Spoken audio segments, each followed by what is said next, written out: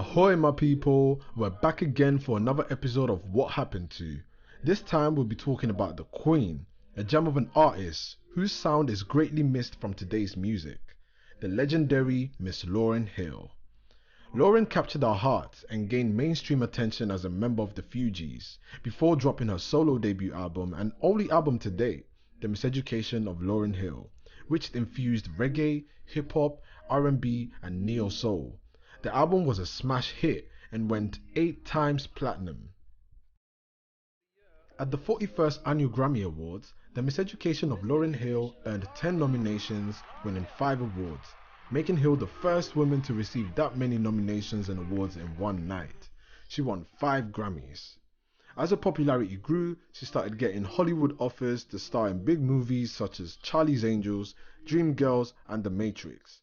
But the more she was pushed into the limelight, the more she started to fight to stay out of it. So what really happened to Lauryn Hill? Let's find out. Don't forget to like and subscribe. It's your boy DraeSynes. Let's get it.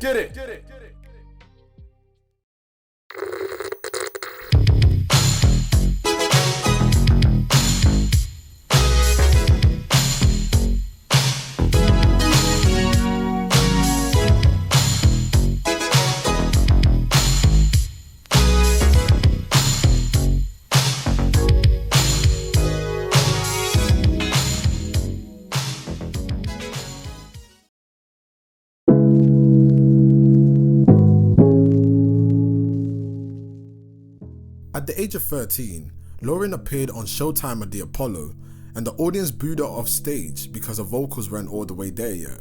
Sheesh. Most people would have given up after such an episode, but she was resilient. While a freshman in high school, through mutual friends, Pras Michel approached Lauryn about a music group he was creating. Lauryn and Pras began under the name Translator Crew. They came up with this name because they wanted to rhyme in different languages. While working on a song, Pras called wyclefjean to help with production, and as soon as Wyclef set eyes on Lauryn, he felt an instant attraction to her. Pras told Wyclef to back off, as he felt somewhat overprotective of Lauryn and tried to keep her safe, especially because Wyclef had a reputation with the ladies. You can't talk to her, man. She's too young for you. Not only that, you know, her brother, he trusts me. Where's Bron, Clef? I know you, man. I said, nah, I'm chilling, man. Wyclef agreed to Pras's request and refrained from making advances towards Lauryn. He would then become a mentor, claiming that he even taught her how to rap. At around the same time, Lauryn took acting lessons in Manhattan. She began her acting career in 1991, appearing with Wyclef in a play called Club 12. While the play was not a success, an agent noticed her. Later that year, Lauryn began appearing in the soap opera As the World Turns, in a recurring role as the troubled teenager Kira Johnson. Her big break in acting came when she co-starred alongside Whoopi Goldberg in 1993 in the movie Sister Act 2, Back in the Habit. That's a good movie right there. Playing the rebellious Rita Watson. She further showed off her singing and rapping skills in the film. Director Bill Duke credited Hill with improvising a rap in a scene, saying none of that was scripted, that was all Lauryn. She was amazing.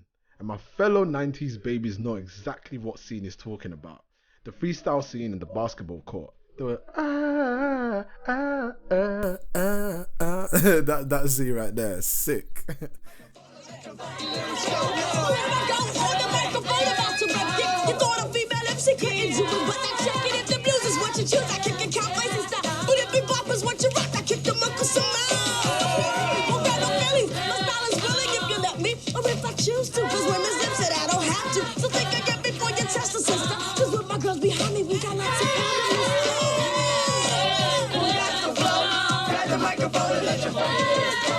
I got the flow, y'all gotta go, so go get your bags so we can go. Ho ho. Now. Thank you. Fun fact, Lauryn Hill graduated from high school while she was shooting the film, and the cast and crew had a little surprise for her on set.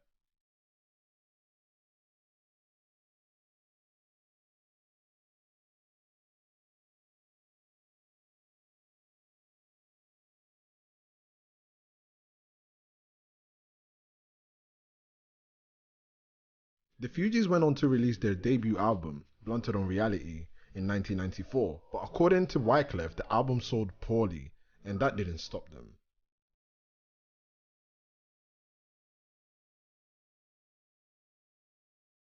Wyclef and Lauryn would make the mistake of mixing business and pleasure around this time, as they began a romantic relationship. Wyclef referred to Lauryn as his muse and inspiration because of the beautiful music that they made together, and that's what strengthened their bond. However, there was another woman by the name of Claudinette who was in the picture before Wyclef started messing with Lauryn. However, Wyclef started dealing with both Claudinette and Lauryn at the same time, causing Claudinette to become suspicious of his relationship with Lauryn. Wyclef then admitted that he fell in love with Lauryn because of the musical connection, but reassured her that he didn't love Lauryn the way he loved her. So then in 1994, Wyclef and Claudinette got married. And this is the crazy part. Lauryn actually attended the wedding, but according to Wyclef, she was respectful the entire time because he had spoken to Lauryn prior to the wedding and said that he made his mind up and there was no going back from there.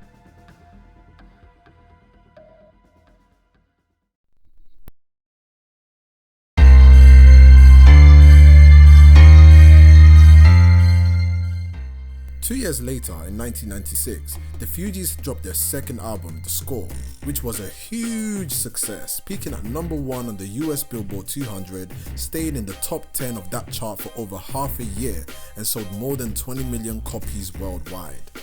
The album spawned singles Fugees, Killing Me Softly, and Ready or Not, which is my personal favourite. The album also won a Grammy for Best Rap Album. Critics suggested that Lauryn should go solo and leave Pras and Wyclef behind as she fully outshined both of them on the album, but she remained loyal, saying that if they're not in it, she's not doing it. Once the group went on tour, Wyclef and Lauryn started hooking up again, with Wyclef saying in his memoir that the feelings between them two were too deep for them to stop messing around, and that they would continue to mess with each other until Lauryn found a new man, Mr. Rohan Marley, who is Bob Marley's son. While touring, Lauryn met Rohan Marley. Lauryn wasn't interested in him at first because she still had feelings for Wyclef. A source from Lauryn's camp told Rolling Stone that everyone was pushing Lauryn to give Rohan a chance in order for her to break free from the shackles of Wyclef. After the tour ended, the Fugees went to Haiti in 1997 for a huge show that they were putting on, and this was the first time Lauryn showed her baby bump to the crowd and to the world. According to Wyclef, everyone in the camp was wondering who the father was, and Wyclef thought the baby was his. After the show, Lauryn finally expressed interest in doing some solo work, but Wyclef wasn't supporting that, thus causing tension within the group. Lauryn felt that she had always been loyal to the group all these years and was upset that they now weren't willing to support her. A few months later, Wyclef would change his mind and the members of the group all decided to work on solo projects. He even offered to produce Lauryn's solo album, but she then declined.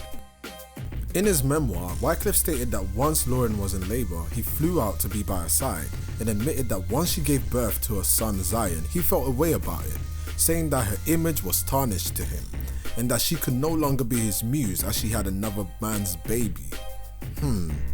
Sounds like jealousy to me, and this guy had a whole wife during this time. Crazy. Her relationship with Rohan wasn't all peaches and cream though, as shortly after she gave birth, someone told Lauryn that Rohan was actually married with not one but 2 kids. And what did Lauryn do? She decided to continue her relationship with Rohan. Apparently Rohan wasn't seeing his wife anymore. They had children, but he never bothered to get a divorce. Until then. All this pain and drama led to Lauryn producing one of the best hip-hop / R&B albums in history.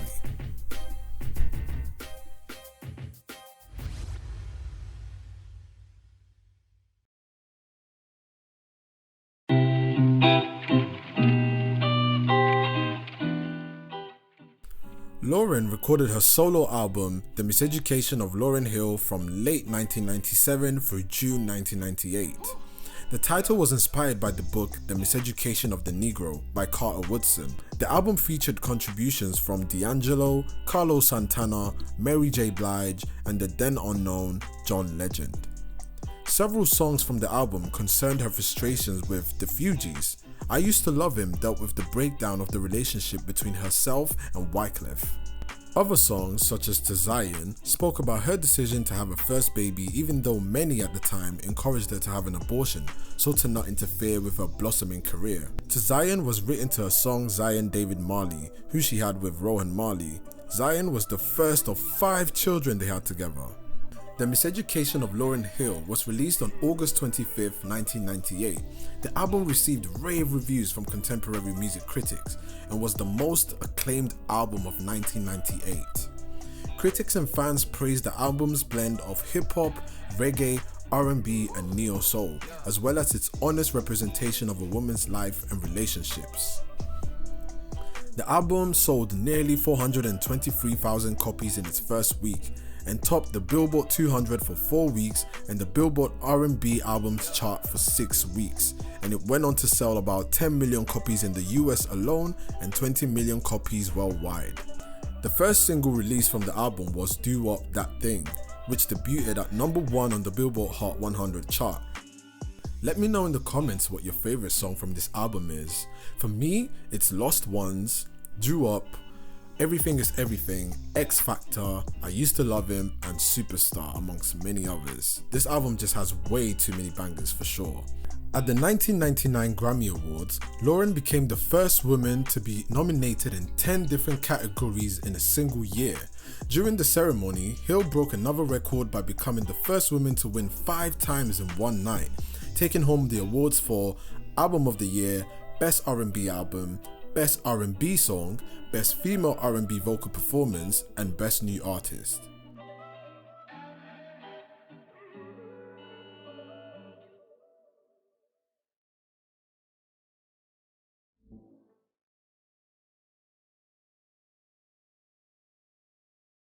After the success of the Miseducation of Lauryn Hill, the label encouraged her to go on the Miseducation tour. However, this is where she would discover an uncomfortable truth. The album was recorded when she was pregnant, thus allowing her to hit certain notes higher. After her pregnancy, she struggled to hit those same notes and strained her voice in the process. After the tour ended, Lauryn allegedly discovered that Rohan had been cheating on her with either Lauryn's family member or her assistant. Rohan denied all claims. During 2000, Lauryn dropped out of the public eye. The drama in her personal life and the pressures of fame began to overwhelm her. She disliked not being able to go out of her house to do simple errands without having to worry about her physical appearance. She fired her management team and began attending Bible study classes 5 days a week. She also stopped doing interviews, watching television and listening to music. She started associating with a spiritual advisor named Brother Anthony. Close people to Lauryn believed that Anthony more resembled a cult leader than a spiritual advisor, and thought that his guidance probably inspired much of Lauryn's more controversial public behavior. For the next couple of years, Lauryn would have 4 more kids with her partner Rohan until their breakup in 2009. In that same year, Lauryn reunited with the Fugees to work on their 3rd album, but unfortunately, that album would never come to fruition. In 2011, Lauryn Hill would give birth to a 6th child, with another man whom she had decided to keep away from the spotlight, probably because of how things went down with Rohan. Lauryn has since been slowly creeping back into the spotlight with performances and shows, appearing on soundtracks of movies such as Queen and Slim, and working with the likes of Nas. In 2018, she performed several shows for the 20th anniversary of the Miseducation of Lauryn Hill. Will we ever get that 2nd album? That remains to be seen, but one thing's for sure, Lauryn has solidified her status in the music industry and will forever have a strong fan base that supports her music and her shows. We hope you guys enjoyed this video. Please like, share and subscribe. Let us know in the comments what artists you'd like to add to our What Happened To list. Until next time, peace!